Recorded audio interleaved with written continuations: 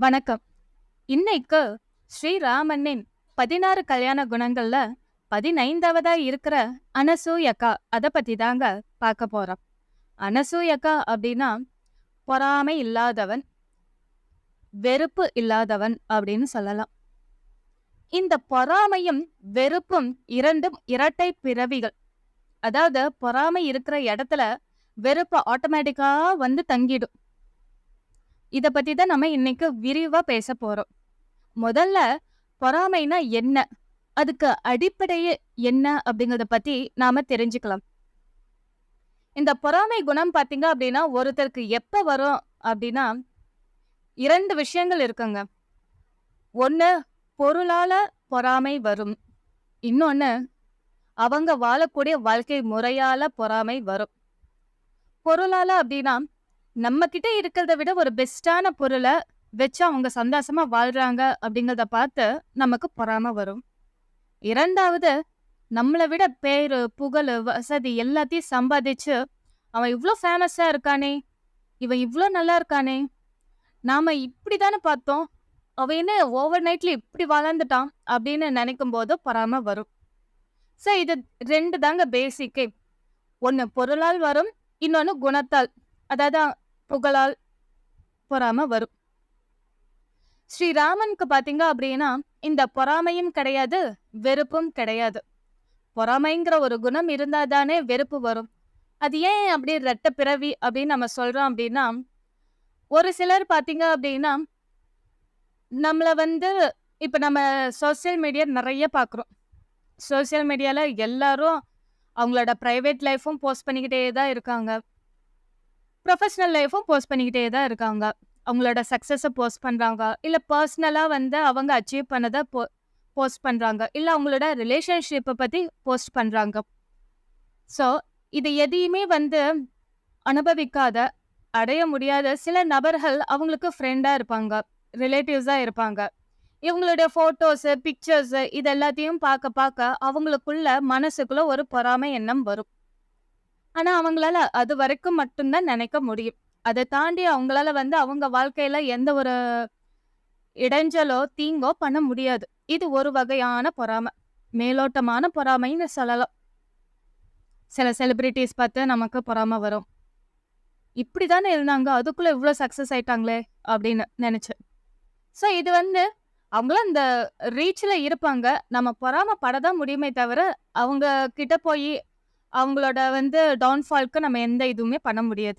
நெருங்கவே முடியாது. அவ்வளோதான். இது ஒரு சின்ன வகையான பொறாமை. அதாவது எந்த ஒரு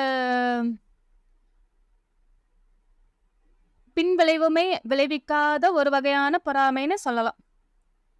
அடுத்த லெவல் பார்த்தீங்க அப்படின்னா, சில பேரு நம்ம உறவினர்களா இருப்பாங்க.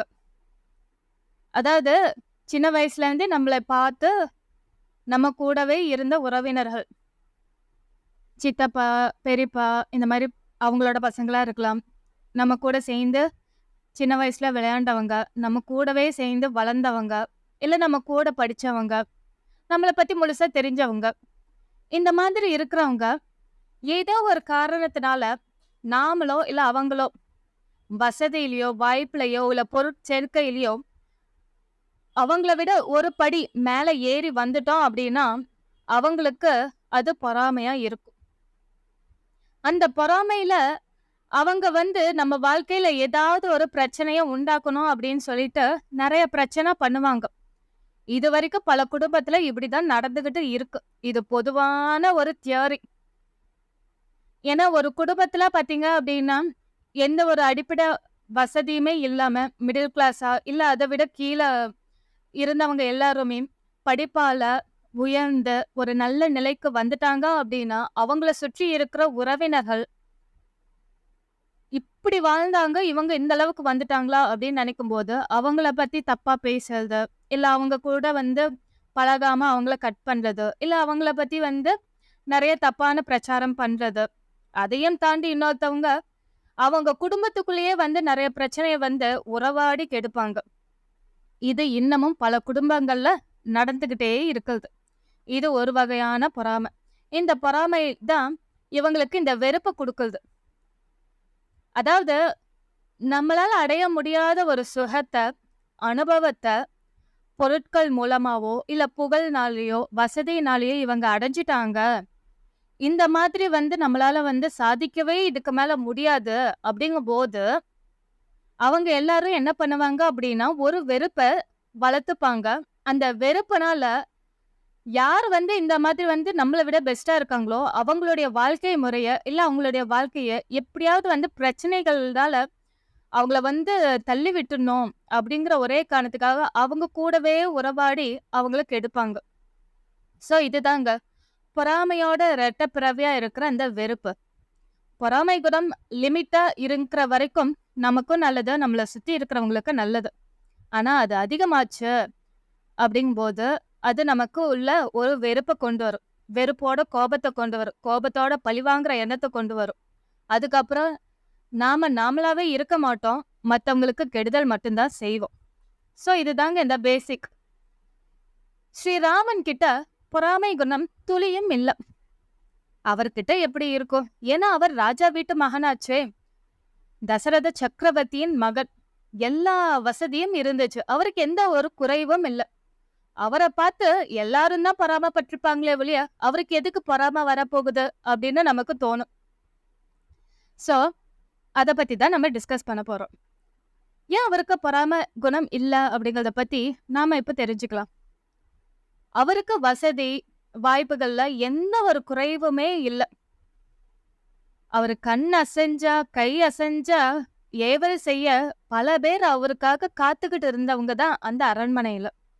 ஆனா அப்படி இருந்தும் கைகேயி கேட்ட வரம் ஓவர் நைட்ல அது அப்படியே மாத்திடுச்சு. அவரு வனவாசம் 14 ஆண்டு காலம் போயே ஆகணும். பரதனுக்கு முடிசூட்டு விழா. அவன்தான் அடுத்த ராஜா அயோத்திக்கு அப்படின்னு கைகேயி வரம் கேட்டதும் முதல்ல சந்தோஷப்பட்டது ஸ்ரீராமன் தாங்க. அவருக்கு தன் தம்பி மேல பொறாம வரவே இல்ல.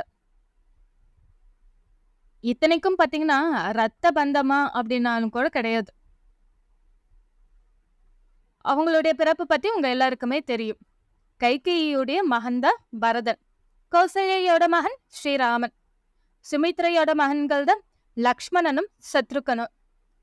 சோ இவங்க நால்வருமே சின்ன வயசுல இருந்தே ஒன்னா வளர்ந்தவங்க. 3 தாய்மார்களுமே இவங்க கிட்ட எந்த ஒரு பாகுபாடையும் வித்தியாசத்தையும் பார்க்கவே இல்லை. ஒரே கண்ணட்டத்தோட ஒரே அன்பால செலுத்தி, அது ஸ்ரீராமன் மேல எல்லாருக்குமே அதீத பிரியம். அப்படி வளர்ந்தாங்க. கைகேயி பரதனுக்கு இந்த ராஜ்யத்தை கொடுக்கணும்னு சொன்னதும் முதல்ல சந்தோஷப்பட்டது, மனசார சந்தோஷப்பட்டது ஸ்ரீராமன். மத்தவங்க எல்லாருமே அப்செட் ஆயிட்டாங்க. அது மட்டும் இல்லாம ஸ்ரீராமன் அவருக்கு ஆட்சி கொடுக்கலைனாலும் பரவாயில்ல. ஆனா 14 ஆண்டு காலம் வனவாசம் அனுப்ப வேண்டாமே அப்படின்னு தசரத மகாராஜா கைகேயி கிட்ட கெஞ்சறாரு. அவர் கூடவே இருக்கட்டுமே அப்படின்னு. ஆனா கைகேயி பிடிவாதமா இருக்காங்க. இந்த சூழ்நிலையில நீங்க யோசிச்சு பாருங்க, இந்த மாதிரி ஒரு இடத்துல நீங்க இருந்தீங்கன்னா என்ன பண்ணிருப்பீங்க அப்படின்ட்டு. எனக்கு இருக்கக்கூடிய எல்லா வசதி, வாய்ப்புகள், சுகபோக வாழ்க்கை எல்லாத்தையுமே துறந்துட்டு அதுக்கு ஆப்போசிட்டா இருக்கக்கூடிய ஒரு வாழ்க்கை முறையை நான் வாழணும். அதுவும் 14 ஆண்டு காலம்.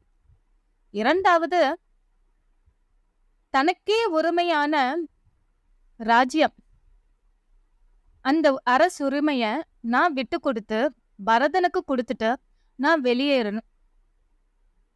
அப்படிங்கும்போது ஸ்ரீராமனுக்கு கொஞ்சம் கூட கலக்கமோ, வருத்தமோ, பொறாமையோ துளி கூட இல்ல. அத அன்போட அக்செப்ட் பண்ணிக்கிட்டாரு. ஏன்னா அவரு தன்னையும் தன் தம்பி பரதனை, சத்ருகனனை, லக்ஷ்மணனை வெவ்வேறையா அவர் பார்க்கவே இல்லை. தன்னை போல் நினைக்கக்கூடிய, தன்னை போல் நேசிக்கக்கூடிய ஒவ்வொரு உறவையும் தன்னை போலவே பார்க்கும்போது அவங்க மேல எப்படிங்க ஒருத்தருக்கு பொறாம வரும்? அதுதாங்க ஸ்ரீராமன். இப்ப காட்டுக்கு வந்துட்டாரு.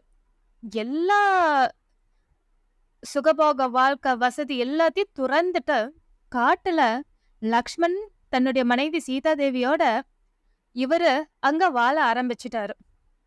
அங்க இருக்கக்கூடிய ரிசோர்சஸ மட்டுமே பயன்படுத்தி தன்னுடைய வாழ்க்கை முறைய வாழ பழகிக்கணும் ஸ்ரீராமன்.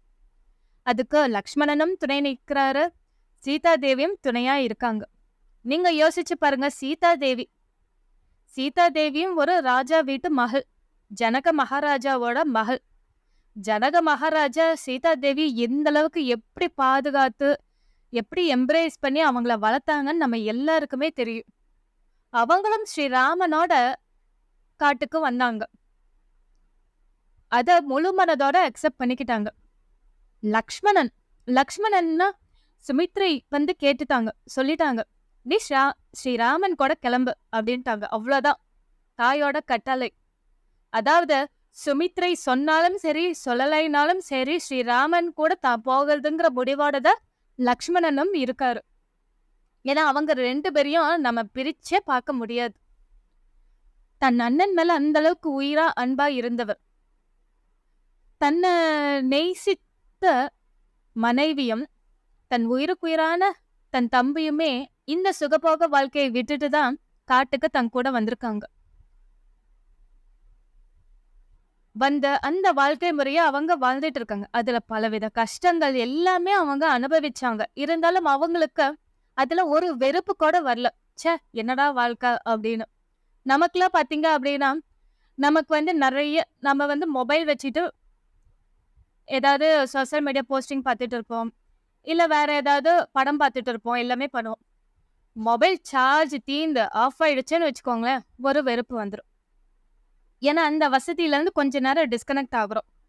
அதே மாதிரி நாம யூஸ் பண்ணக்கூடிய ஒவ்வொரு பொருட்கள் நம்மளை விட்டு கொஞ்ச நேரம் விலகுச்சு அப்படின்னாவே ஒரு சின்ன வெறுப்பு நமக்குள்ள ஆட்டோமேட்டிக்கா வந்துடுது. அப்போ ஸ்ரீராமனோட நிலைமை யோசிச்சு பாருங்க. அவ்வளோ சுகபோக வாழ்க்கையை துறந்துட்டு தன் மனைவி தன் தம்பியோட காட்டுல வந்து 14 ஆண்டு காலம் வாழ்ந்தாகணும். அவருக்கு துளி கூட மனசுல வெறுப்புங்கிறது இல்லவே இல்லை. தன்னுடைய சூழ்நிலைய முழுமையா சந்தோஷமா அக்செப்ட் பண்ணிக்கிட்டாரு. இது ஏன் அப்படின்னா, தன் உயிர்ப்பால் மற்ற உயிர்களை நேசிக்கும் போது மட்டும்தான் இந்த மாதிரி குணத்தை வந்து நம்மளால வந்து வளர்த்துக்க முடியும். பொறாமை இல்லாத குணம், பொறாமை இல்லாம வாழ்றதுங்கிறது வந்து ஒரு கலைன்னே சொல்லலாங்க. ஏன்னா இந்த பொறாமை வந்து எப்படி ஒருத்தருக்கு வராம இருக்கும் அப்படின்னா, அவங்க தனக்கு இருக்கக்கூடிய சூழ்நிலைய, தன்னுடைய வாழ்க்கை முறைய, இல்ல தனக்கு இருக்கக்கூடிய வாய்ப்புகள், வசதிகள் இதை எல்லாத்தையுமே முழுசா அவங்க அக்செப்ட் பண்ணிக்கிட்டு, எனக்கு இது போதும், இதுவே போதும், இதுவே அதிகம், இந்த வாழ்க்கைக்கு இது எனக்கு பகவான் கொடுத்த அனுகிரகம் அப்படின்னு நினைச்சுக்கிட்டு அவங்க வாழ்ந்தாங்கனாவே அவங்க மனசுல துளி கூட பொறாம இருக்காதுங்க. மத்தவங்களுடைய வாழ்க்கை முறை, மத்தவங்களுக்கு இருக்கக்கூடிய வசதிகள் இதெல்லாம் பார்த்து அவங்களுக்கு துளி கூட மனசுல சலனமும் ஏற்படாத பொறாமை குணமும் வரவே வராது. அடுத்து வெறுப்பே இல்லாதவர். அதாவது நம்ம ஒரு வசதியில இருந்து வசதியை கடந்து வசதியே இல்லாம வாழும்போது ஒரு சிலருக்கு வெறுப்பு வரும். அது ஸ்ரீராமன் கிட்ட இல்லைன்னு பார்த்துட்டோம். அடுத்து இன்னொன்னு பாத்தீங்க அப்படின்னா, எல்லா உயிர்களிடத்தும் அன்போடு இருக்கிறதுனால அவருக்கு துளி கூட வெறுப்புங்கிறது மனசுல துளி கூட இல்லைங்க. ஏன் அப்படின்னா, எல்லா உயிரையும் தன் உயிரா அவரு நேசிக்கிறாரு. எந்த உயிர் வந்து தனக்கு துன்பம் கொடுத்தாலுமே அந்த துன்பத்தையும் அவரு மனப்பூர்வமா அக்செப்ட் பண்ணிக்கிட்டாரு. அது மட்டும் இல்லாம அந்த உயிருக்கும் மதிப்பு கொடுத்து ஒரு வாய்ப்பு கொடுத்து திருந்தவும் வைக்கிறதுக்கான ஒரு வாய்ப்பை கொடுக்கறாரு. இது ராவணன் விஷயத்திலே நம்ம பார்த்தோம். ராவணன் நிராயுதபாணியா போர்க்களத்துல நிற்கும் போது கூட ஸ்ரீராமன் ஒரு வாய்ப்பு கொடுக்கிறார். அதுக்கு முன்னாடியே வந்து ஹனுமான அனுப்புனாரு, அங்கதனை அனுப்புனாரு. அவங்க மூலமா தூது அனுப்பி இந்த போர் வேண்டாம், சீதையை ஒப்படைச்சிடுங்க அப்படின்னு சொன்னாரு. அதுக்கு காரணம் என்ன? எல்லா உயிர்களையும் நேசிச்சதுனால தான். அதாவது ஒரு போருன்னு ஆரம்பிச்சுட்டா அப்படின்னா, போருக்கு இருக்கக்கூடிய தலைவனுக்கு எந்த இழப்பு வருதுங்கிறத விட அந்த போரில் ஈடுபடக்கூடிய ஒவ்வொரு உயிருக்குமே நிறைய இழப்புகள் ஏற்படும். இந்த பக்கம் வானரங்கள் ஆகட்டும், அந்த பக்கம் ராட்சசர்கள் ஆகட்டும், எத்தனை உயிர்கள் போச்சு. ஆனா ஆஞ்சநேயர் எடுத்துட்டு வந்த அந்த சஞ்சீவினி மூலிகை வானரங்கள் எல்லாருக்கும் உயிர் கொடுத்துச்சு. ஆனா அவசரப்பட்டு ராவணன் ராட்சசர்களுடைய உடல்கள் எல்லாத்தையுமே வந்து கடல்ல தூக்கி போட்டுட்டாரு. ஆனா அவர் கடல்ல தூக்கி போடாம இருந்திருந்தாரு அப்படின்னா, ஸ்ரீராமன் அவங்களுக்கும் உயிர் குடுத்திருப்பாரு. இதுதாங்க ஸ்ரீராமன். அதாவது தன்னால, தன்னுடைய காரியத்தினால எந்த உயிருக்கும், எந்த சூழ்நிலையிலயும் எந்த ஒரு ஆபத்தும் நேரிடவே கூடாது அப்படின்னு, அந்த அபரிமிதமான அன்ப வச்சிருக்கிறதுனாலயே, அவங்க எல்லார் மேலயும் அவ்ளோ கேரிங்கோட இருக்கிறாரு. அதனால அவங்க மேல எந்த ஒரு வெறுப்பையும் அவர் காட்டவே இல்ல. நீங்க பார்த்தீங்க அப்டின்னா, வாலிய வதம் செஞ்சுட்டாரு. வாலி வந்து உயிருக்கு போராடிக்கிட்டு இருக்காரு. அந்த சூழ்நிலையிலயும் ஸ்ரீராமன் வந்து சுக்ரீவன் ஸ்ரீராமன், சுக்ரீவன், ஆஞ்சநேயர் எல்லாருமே இருக்காங்க. வாலி கிட்ட இருந்து என்ன கத்துக்க முடியுமோ அத கத்துக்கோங்க அப்டின்ட்டு அவர பேச வச்சு பார்க்குறாரு. அதாவது ஒவ்வொரு உயிருக்குமே வந்து பார்த்தீங்க அப்டின்னா, ஒரு ஸ்பெஷல் குவாலிட்டி இருக்கும். ஒருத்தர் வந்து ஒரே ஒரு தப்பு செஞ்சுட்டாங்க அப்படிங்கிற ஒரே காரணத்துக்காக, அவங்கள வந்து நம்ம வெறுக்கவோ, ஒதுக்கவோ கூடவே கூடாது. வாலிகிட்ட இருந்து கத்துக்க வேண்டிய பல விஷயங்கள் இருந்துச்சு. அத ஸ்ரீராமன், லக்ஷ்மணன், சுக்ரீவன் எல்லாருமே வந்து கத்துக்கிட்டாங்க. அதே மாரி ராவணன் இறக்கும்போதும் அவங்க கத்துக்கிட்டாங்க. இது எதுக்காக அப்படின்னு பார்த்தீங்க அப்படின்னா, அவங்க கிட்ட இருக்கக்கூடிய அந்த நல்ல குணங்கள, நல்ல விஷயங்கள அவங்கள பேச வைக்கிறது மூலமா, மத்தவங்களும் அத வந்து கேட்டு தெரிஞ்சுகிட்டு, நல்லா இருக்கணும் அப்படிங்கிறதுக்காக தான்.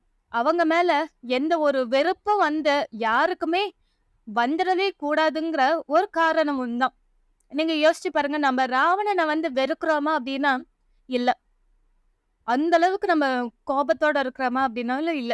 ஏன்னா, அவருக்கு இருக்கக்கூடிய நல்ல குணங்களும் ஒரு பக்கம் இருந்துகிட்டே தான் இருக்கு. அப்படியே இந்த தராசு மாதிரி 2 பேலன்ஸ்டா இருக்கு. ஆனா, அந்த நல்ல குணங்கள வந்து தூக்கி காட்டினவர் தான் ஸ்ரீராமன். அவர பேச வச்சாரு. அவர் இறக்கும்போது. அதே மாரி வாலியையும் பேச வச்சாரு. நீங்க பார்த்தீங்க அப்டின்னா, அ மகாபாரதத்துல ஸ்ரீ கிருஷ்ணர் வந்து பேச வச்சிருப்பாரு. பீஷ்மர. பீஷ்மர் வந்து இறக்க போறாரு. நல்ல விஷயங்கள நீ எவ்ளோ கேட்டுக்கணுமோ, என்னென்ன தர்மங்கள் இருக்கோ, அது எல்லாத்தையும் யுதிஷ்டிரா, நீ பீஷ்மர் கிட்ட கேட்டு தெரிஞ்சுக்கோ அப்டிங்கிறாரு. ஏன் அப்டின்னா கடவுள் டைரக்ட்டா வந்து ஒரு நல்ல விஷயத்த சொல்றாரு அப்படின்னா, எந்த ஒரு மனிதனுமே அக்செப்ட் பண்ணிக்கவே மாட்டாங்க. அவர் எவ்ளோ பெரிய ஆளா இருந்தாலும் சரி, எவ்ளோ வசதி, வாய்ப்புகள்ல எவ்ளோ பெரியவங்களா இருந்தாலுமே, ஏன்னா மனிதர்களுடைய குணம் பார்த்தீங்க அப்படின்னா, நம்ம லெவல்ல இருக்கிறவங்க சொல்லும்போது, நம்மள மாதிரி துன்பத்த, நம்மளுடைய வாழ்க்கை முறைய அனுபவிச்சு வாழ்ந்தவங்க சொல்லும்போது, அவங்க ஏத்துக்கக்கூடிய வாய்ப்பு ரொம்ப அதிகம். ஆனா அதெல்லாம் துளி கூட தெரியாத ஒருத்தர் எங்கேயோ இருந்துகிட்டு, அவர் பேசுறாரு அப்டின்னா, அத எப்படி அக்செப்ட் பண்ணிக்கிறது? இவருக்கு நம்ம வாழ்ந்த வாழ்க்கை தெரியுமா? அப்படிங்கிற ஒரு இது இருக்கும். கேர்லெஸ்னஸ் இருக்கும். அதனால நம்ம அந்த டைம் வந்து ஊன்றி கவனிச்சாலுமே, ஆமாமா நீங்களும் சொன்னது சரிதான் அப்படின்னு நம்ம தலையாட்டி கேட்டுக்கிட்டே தான் இருப்போம். ஆனா, அந்த இடத்த கடந்து வந்ததும் அத அப்படியே மறந்துருவோம். ஃபாலோ பண்ணவே மாட்டோம். அதனால தான் ஸ்ரீராமனும் சரி, கிருஷ்ணனும் சரி, நாமலாம் இவங்க கிட்ட டைரக்ட்டா சொன்னாலாம் வேலைக்கே ஆகாது. ஒண்ணு கான்வர்சேஷனா இருக்கணும். இல்ல இவங்களோட வாழ்ந்தவங்க இவங்க கூட ஷேர் பண்ணிக்கணும். அதனால வாலிய சூஸ் பண்ணாரு. ராவணன சூஸ் பண்ணாரு. அதே மாரி பீஷ்மர சூஸ் பண்ணாரு. அவங்கள பேச வச்சாங்க. அவங்க மூலமா இந்த உலகத்துக்கு தேவையான நன்மைகள் என்னென்ன அப்படிங்கிறத பேச வச்சு மத்தவங்களுக்கு புரிய வச்சாரு. அதுதான். ஏன்னா அவங்க மேலயும் நமக்கு எந்த காலத்திலும் வெறுப்பு வரவே கூடாதுங்கிறதுனால தான். அந்த காலத்துல அவங்களுக்குள்ள ஒரு சண்டை இருந்துச்சு. சண்டை போட்டாங்க. சால்வ் ஆயிடுச்சு. அவ்வளோதான். ஜெயிச்சு ஸ்ரீராமன் ஜெயிச்சுட்டாரு. சீதா தேவியையும் காப்பாத்திட்டாங்க. அவ்வளோதான். அதுக்கு மேல ராவணன வந்து நம்ம வந்து பகையா நெனச்சுக்கிட்டு அவர் மேல வெறுப்பு வளர்த்துக்கிறதுனால எந்த பிரயோஜனமும் இல்ல. அவர்கிட்ட கத்துக்க வேண்டிய நல்ல விஷயங்களும், குணங்களும் இருக்கு அப்படிங்கிறத ப்ரூஃப் பண்ணவர் தான் ஸ்ரீராமன். இதுதாங்க நான் சொல்ல வர்றது. பொறாமை இல்லாதவனால மட்டும் தான் இந்த மாதிரி ஒருத்தவங்க நம்ம எதிரில இருக்கிறவங்க எவ்ளோ கெட்டவங்களா இருந்தாலும், அந்த கெட்ட குணத்திலயும் ஒரு நல்ல குணம் இருக்கும் அப்படிங்கிறத தெரிஞ்சுகிட்டு, அத அவங்க கிட்ட இருந்து எப்படியாவது வெளிக்கொண்டு வந்துடணும் அப்படின்னு அவங்க முயற்சி பண்ணுவாங்க. மத்தவங்க எல்லாரும் பார்த்தீங்க அப்படின்னா, அவங்களோட நல்ல குணம் தெரிஞ்சாலுமே, அத வந்து பெருசா எடுத்துக்கவே மாட்டாங்க. அத அப்படியே டம்ப் பண்ணிடுவாங்க. இவன் ரொம்ப கெட்டவன் தான். இவனால இத்தன பேத்துக்கு வந்து இவ்ளோ பிரச்சனை ஆயிருக்குன்ட்டு, அத மட்டுமே ஊதி ஊதி பெருசாக்கி, அவங்கள வந்து எந்த அளவுக்கு ஒதுக்க முடியுமோ, அழிக்க முடியுமோ, அத செஞ்சுடுவாங்க. இத நாம செய்யவே கூடாது. விருப்பு, வெறுப்பு இல்லாம, பொறாமை இல்லாம நம்மளுடைய வாழ்க்கைய கண்டிப்பா வாழணும். அதுக்கு ஸ்ரீராமனோட வழியில தான் நம்ம போகணும். பொறாமை இல்லாம வாழும்போது, நமக்கு அந்த ஒரு கம்பேஷன் வரும். மனசு தூய்மையா இருக்கும். நம்மகிட்ட இருக்கக்கூடிய பொருட்கள வச்சு சந்தோஷமா இருக்கிறது எவ்ளோ ஆனந்தம், அந்த சாட்டிஸ்ஃபேக்ஷன் வரும்போது, உங்களுக்கு ஒரு பெரிய பாரமே குறைஞ்ச மாதிரி இருக்கும். அதாவது உங்கள போட்டு இழுத்துக்கிட்டு இருந்த உங்க கண்ணுக்கே தெரியாம உங்கள ஒரு கயிறு இழுத்துக்கிட்டு இருக்க மாரி இருக்கும். இந்த ஒரு பொறாமை குணம்ங்கிறது.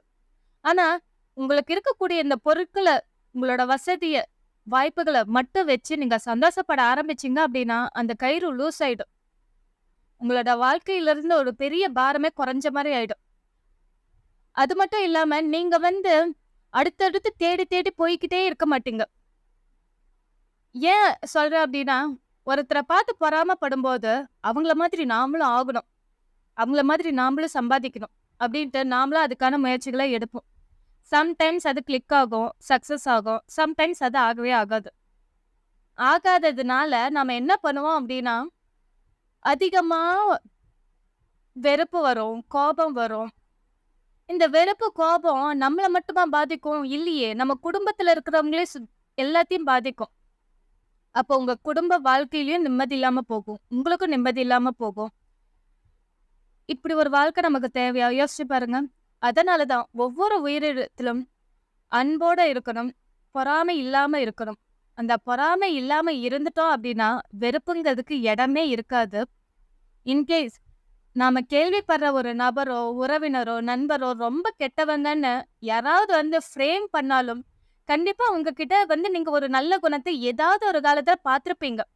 அத மட்டுமே ஜூம் பண்ணி பார்த்து அவங்கள வெறுக்காம வாழ பழகிக்கோங்க. ஜெய் ஸ்ரீராம். Thank you.